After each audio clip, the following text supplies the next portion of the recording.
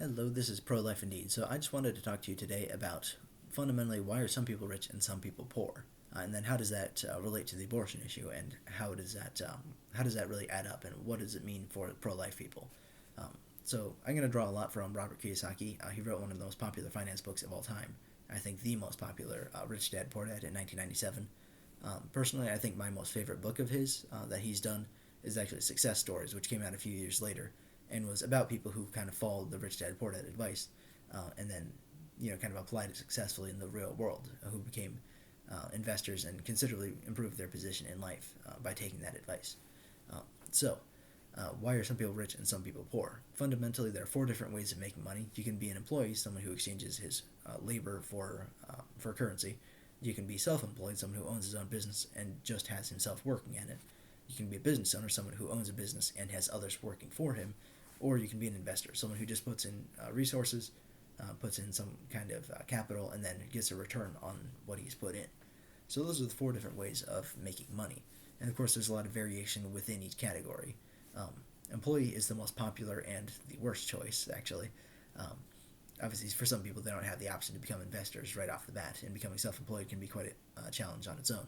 Um, but fundamentally, the reason why some people are rich is because they have investments or businesses that continuously pay them without them actually having to do anything. They can just keep receiving their income based on those investments. Where some people are poor because they think that they can just keep working harder and that will improve their position in life. They think just going to work, just showing up, is going to be all it takes.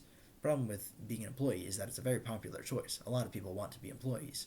Um, they just want to go somewhere for 40 hours a week and then be done with it, and have the money they want. The problem is so many people are trying to do this that there's no negotiating power. They're not working with something scarce. Therefore, the price is inevitably going to be low.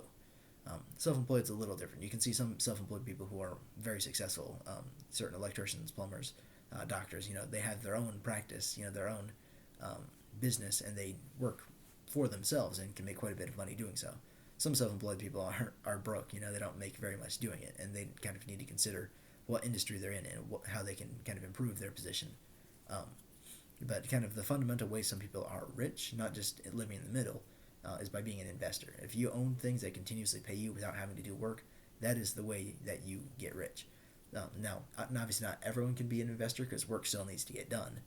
Obviously, investors, they do have to negotiate with employees on some level. It's just a very one-sided negotiation. So I think the way that we actually reduce poverty is to make it popular to invest, to make it so that everyone owns a little bit of an actual asset. And I'm not talking about an asset like your own house or like a car or cryptocurrency or anything like that. I'm talking about something that actually pays you for owning it. Like a dividend-paying stock, um, or um, or like real estate, for example. If you own a rental house, people can pay you continuously just for owning that place, basically. And some people can kind of stretch it further, where they own the house in name. They own like 3% of the house, so they'll get a loan for their rental house, and then they'll charge rent. They'll pay the mortgage with the rent and have a little bit of money left over to turn a profit from it. So those sorts of people are like they're playing a dangerous game, but it still can be a very successful game, and that's something that Robert Kiyosaki talks about a lot. Is like he's saying, yeah, sometimes debt isn't bad if it can put you in a position where you have control of something that can keep paying you over and over again forever. So fundamentally, you want to own assets, things that pay you for owning them. So that's the way that you fix poverty. And if people no longer experience poverty, that if they're not worried about the financial aspects of parenthood anymore, the abortion rate is going to plummet. It's going to be a massive drop because the biggest factor that goes into deciding whether or not someone gets an abortion is the finance. Basically, women wonder, can I afford a baby? Um, and if they get to a point where they're comfortable with their income and they think, I can afford a baby, I can do this, the abortion rate is going to fall down very low. Like a lot of the abortion industry relies on fear and desperation. Basically, women thinking, oh gosh, how am I going to do this? Think of all the things that could go wrong. But if women own things, uh, if they have income from things they own, rather than just a job that could be, they could be laid off at any second, um, if they actually own things and they have actual strength and power in the world as a result of their investments, then they could very well make different decisions. And finance is a major component of abortion. It's something I like talking about a lot because I think it's something that pro-life people can really do to fix the situation. So I recommend you look into the Human Coalition and Save Unborn Life. They're two of my favorite charities personally. I really like those because they look basically at what is driving that decision making, and then they take a step to actually go and correct it. So I think Save Unborn Life and the Human Coalition, I think those are great things to look into for pro-life people who really want to make a difference. And I would recommend strongly that you go and do that. You know, try to look into those things and see what you can do to make the world a little bit better and make it so that fewer children are going to die in abortions.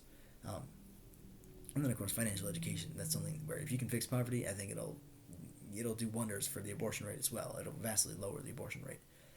So I think there are kind of two major things we can consider. We can consider general poverty assistance, and then we consider like the more specific aid, which has the more immediate effect. It's more targeted, definitely. Save Unborn Life, Human Coalition, those are very targeted kinds of aid. You know, specifically targeting women who are considering abortion right now. But the way that society could change in a much larger, more substantial way over time is by understanding that investments matter. That you can't get by just on your income.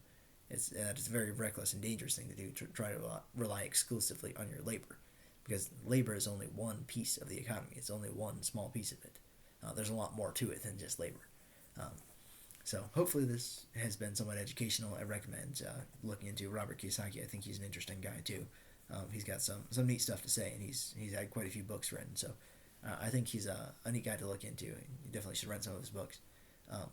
But yeah, thank you very much for watching. This is Pro Life Indeed.